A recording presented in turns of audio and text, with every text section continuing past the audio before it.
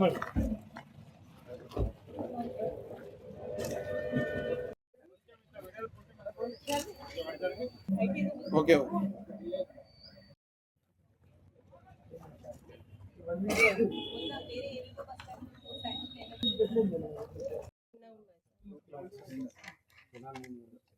ఇటు canal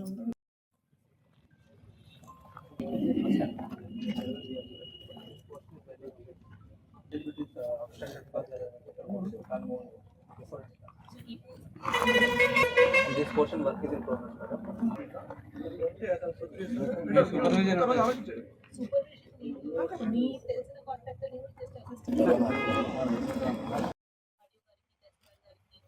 ఏఎన్ఎంస్కి ASHA అందరికీ కూడా నమస్కారం.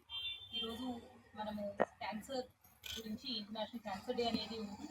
అవేర్నెస్ అనేది కల్పించడం చాలా ఇంపార్టెంట్. క్యాన్సర్లో మీరు రోజు ప్రతి ఒక్కరిని ఊర్లో పలకరిస్తారు, అందరూ మీకు పరిచయము, వాళ్ళకు కూడా మీరంటే పరిచయం కాబట్టి మీ ద్వారా దీని గురించి అవగాహన అనేది ఇంకా ఎక్కువ పెరగాల్సిన అవసరం ఉంది.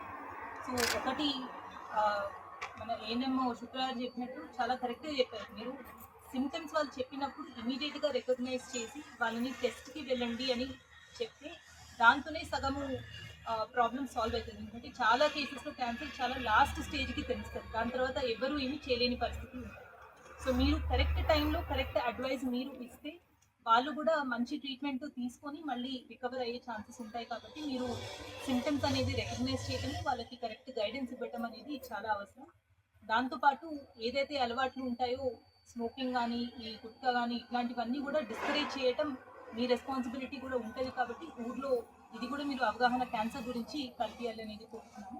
అదే కాకుండా ఇందాక పిహెచ్సిది ఇన్స్పెక్షన్లో చూసినప్పుడు మన non communicable diseases BP and sugar గురించి స్క్రీనింగ్ అనేది పర్సెంటేజ్ చాలా తక్కువ కనిపిస్తుంది.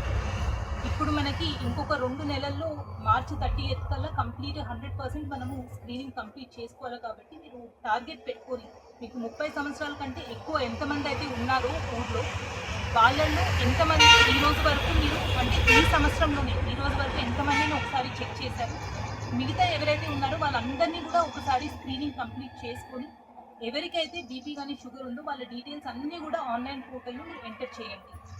రెండో విషయము, ఎవరినైతే మీరు బీపీ షుగర్ ఉంది అని గుర్తించారో వాళ్ళందరికీ కూడా మందులు మీ సబ్ సెంటర్లోనే ఫ్రీ ఆఫ్ కాస్ట్ మంచి మందులు ఉన్నాయి అనేది కూడా మీరు అందరికీ తెలియజేయాలి. ఎందుకంటే వాళ్ళు కంటిన్యూస్గా వేసుకోవాల్సిన మందులు కాబట్టి వాళ్ళకి ఖర్చు చాలా అవుతుంది.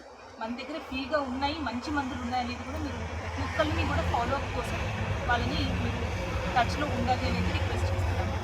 సో ఈ 2 విషయాలు మీకు చెప్పదలుచుకున్నాను. దీని తర్వాత డిఎంహెచ్ గారు మీకు క్యాన్సర్ గురించి కానీ వీటన్నిటి గురించి ఇంకా డీటెయిల్గా చెప్తారు.